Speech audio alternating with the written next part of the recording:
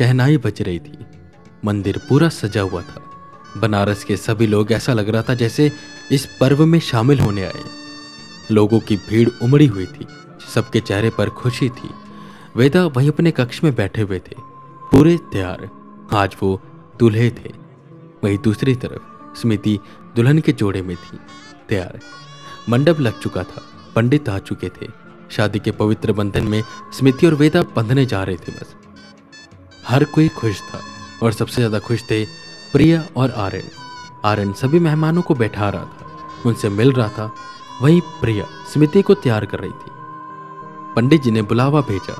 वेदा आकर मंडप में बैठे और स्मृति का इंतजार करने लगे। प्रिया थोड़ी देर के लिए बाहर गई पानी पीने के लिए। स्मृति अकेले कक्ष में बैठी हुई थी, सोच रही थी कैसे सब कुछ बदल सा गया, कैसे दिन पलट गए, दुख से सीधा सुख। वही वेदा बैठे ये सोच रहे थे कि क्या सच में शादी होने जा रही है, क्या ये कोई सपना तो नहीं। कि तभी एक चीख मंदिर में गूंजी। सब डर गए और खड़े हुए। ये आवाज प्रिया की थी। सब भागकर उस जगह पहुंचे जहां से आवाज आई थी। कक्ष के सामने प्रिया डरी सहमी कांप रही थी, आंखों में आंसू थे और डर भरा हुआ था। ये देखकर वेदा का दिल तेजी से धड़कने लगा। वो सीधा कक्ष के अंदर गए तो देखा दीवारें खून से सनी हुई थी, जमीन पर खून बिखरा हुआ था और कक्ष के बीचों बीच दुल्हन का जोड़ा पहने स्मृति पड़ी हुई थी। लाल जोड़े से ज्यादा लाल उसका खून था जो उसके जिस्म से निकलता जा रहा था और उसके जिस्म को भिगो रहा था। उसके गले पर कटते, हाथ पर कटते और खून बहता ही जा रहा था। वेदा उसके पास आते, उसे उठाने की कोशिश करते, पर वो सांसें अब तक छोड़ चुकी थी। वेदा जोर जोर से रोने लगे, उसे जगाने की कोशिश करने लगे, भगवान को कोसने लगे कि क्यों ऐसा होता है। जो भी मेरे दिल के करीब आता, क्यों भगवान उसे हमेशा दूर कर देते हैं। कि तभी आर्यन उन्हें संभालता है, शांत कराता है। वेदा का सर घूमने लग गया। आसपास से आती आवाजें शांत होने लगी। आंखों के सामने अंधेरा छाने लगा। आसपास कोई भी आदमी नहीं है। काले रंग की परछाइयां खड़ी हैं और वेदा की बाहों में स्मृति नहीं बल्कि एक चुड़ैल है शादी के जोड़े में। वो हंसते हुए बस एक ही बात बोल रही है, हमारी शरण में आ जाओ, माफी मांग लो, माफ कर देंगे हम, वरना सब मारे जाएंगे। सब आत्मसमर्पण कर दो, हमारे गुलाम बन जाओ, हमारे लिए काम करो। एकदम से पीछे से किसी ने वेदा का गला पकड़ा। वेदा हांफने लगे, उनका गला कोई घोंट रहा था। वही वो चुड़ैल बार बार पूछ रही थी, अपना आत्मसमर्पण करोगे कि नहीं, हमारे साथ काम करोगे कि नहीं।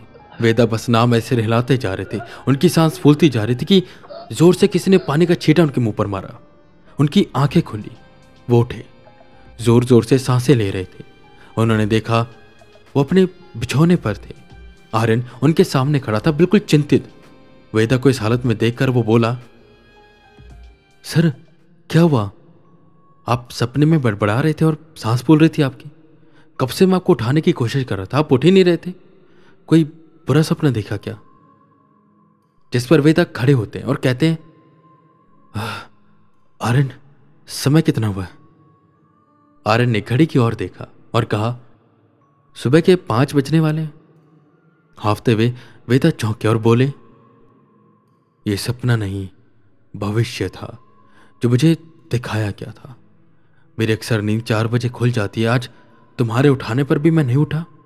कोई संदेश था जो मुझे कोई देना चाहता है। मैं मंदिर में हूं, उसके बाद भी इतना बुरा सपना। हालात जो भी चल रहे हैं, आर्यन बात को समझो, ये शादी रुको। मैंने देखा स्मृति को उन परछाइयों ने मार दिया और मुझसे कहा कि मैं आत्मसमर्पण करूं, उनके साथ काम करूं। जिस पर आर्यन कुछ देर सोचता है और सलाह देता है कि आप जाकर पहले नहा धो लीजिए, फिर करते हैं बात। और वेदा ने वही किया। सुबह के 8 बज रहे थे। मंदिर के पास में बनी एक टपरी पर वेदा और आर्यन बैठे चाय पी रहे थे। तब आर्यन ने कहा, सर मतलब पंडित जी, जब आप नहाने गए थे तब वो शादी के कार्ड जिनको हमने छपने के दिए थे ना, वो ले आए। अब आप बताइए क्या करें।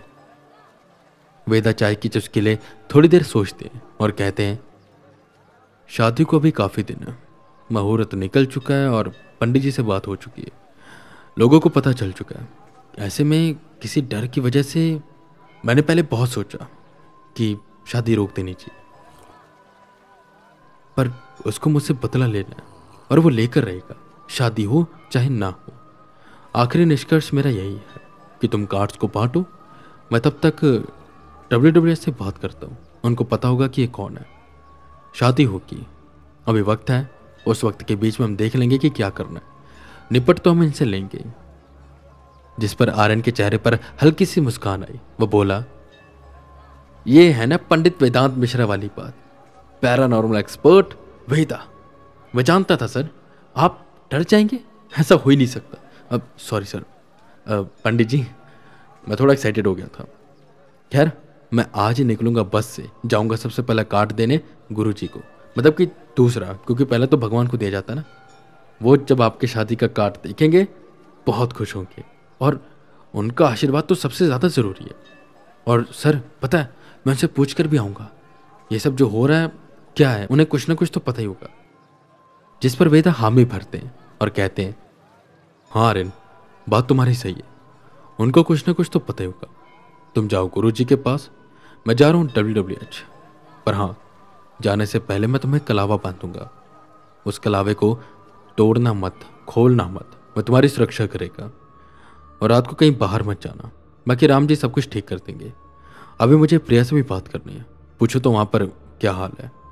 चलो, काम खत्म नहीं हुआ है, काम अब शुरू हुआ है। आर्यन ने हामी भरी। सबसे पहला कार्ड राम जानकी जी को वेदा ने अर्पित किया अपने मंदिर में। दूसरा कार्ड लेकर आर्यन निकल गया और दूसरी तरफ वेदा चले गए WWH की तरफ। अगले दिन की दोपहर को आर्यन उस जंगल के सामने पहुंचा जिसके अंदर गुरुजी की कुटिया थी। शाम तक आर्यन जानता था वो पहुंच जाएगा अंधेरा होने से पहले, क्योंकि अंधेरा होने के बाद वहां पर भूत प्रेत सब बाहर आने लग जाते हैं। और अगर एक बार आर्यन गुरुजी की टेरिटरी में पहुंच गया तो उसे कुछ भी नहीं होगा।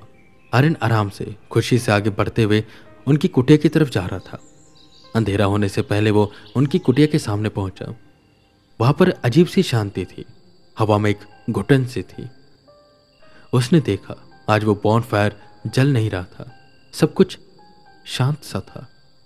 आर्यन का दिल तेजी से धड़कने लगा। कुटिया का दरवाजा आधा खुला हुआ था। गुरुजी बोल उसने 2-3 बार आवाज लगाई, पर जब अंदर से आवाज ना आई तो उसका डर और भी ज्यादा बढ़ा। उसने फोन की टॉर्च चलाई और कुटिया के अंदर प्रवेश किया तो जो उसने देखा, उसे देख उसके होश उड़ गए। उसकी आंखें खुली रह गई। सामने गुरुजी की लाश पड़ी थी, खून से सनी हुई।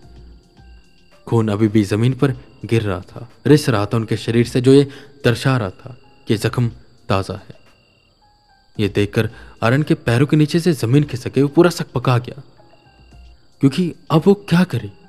वो इस जंगल में अकेला है जहां आसपास भूत प्रेत हैं और जख्म ताजा, मतलब जिसने उन्हें मारा है वो आसपास कहीं हो सकता है। आर्यन भागकर जंगल से बाहर भी नहीं जा सकता, उसे इसी कुटिया में रुकना पड़ेगा गुरुजी की लाश के साथ।